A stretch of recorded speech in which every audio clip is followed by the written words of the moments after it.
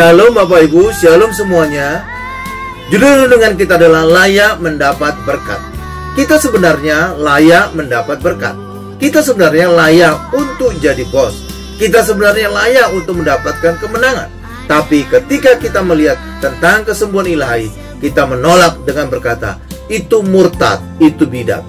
Ketika ada KKR pemulihan ekonomi, kita berkata, itu teologi kemakmuran, itu duniawi. Padahal itulah cara Allah ingin memberkati kita dengan ajaib, dengan mujizat. Tetapi banyak kita alergi terhadap mujizat demikian. Padahal kita sebenarnya butuh kesembuhan, tetapi kita menolak cara kesembuhan dari Allah. Kita inginnya kesembuhan secara dunia oleh tangan-tangan orang medis dan obat-obatan. Kita menolak pemulihan ekonomi cara Allah. Padahal kita butuh pemulihan ekonomi. Jangan dikte cara Allah memberkati kita. Rancangan dan jalan Allah bagaikan langit dan bumi. Bedanya dengan rancangan dan jalan manusia. Firman Allah, sebab rancanganku bukanlah rancanganmu, dan jalanmu bukanlah jalanku. Demikian firman Tuhan. Seperti tingginya langit dari bumi, demikianlah tingginya jalanku dari jalanmu, dan rancanganku dari rancanganmu. Yesaya 55 ayat 8 sampai dengan 9. Padahal kita sebagai anak Tuhan layak mendapat berkat. Yesus kaya menjadi miskin agar kita menjadi kaya dan diberkati.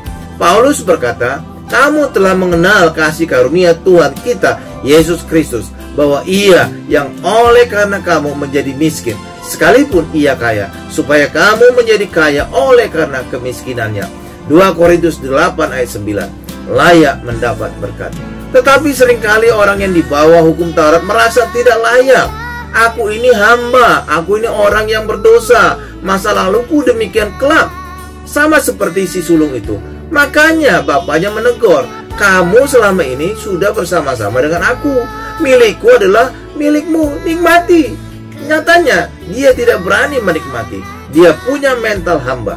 Tapi si anak bungsu, memang dia pernah berdosa, tapi dia punya mental anak juragan, anak Tuhan. Maka ketika dia pulang dan bertobat, pemulihan dia alami. Bahkan lembu tambun pun dipotong untuk memestakan kepulangannya.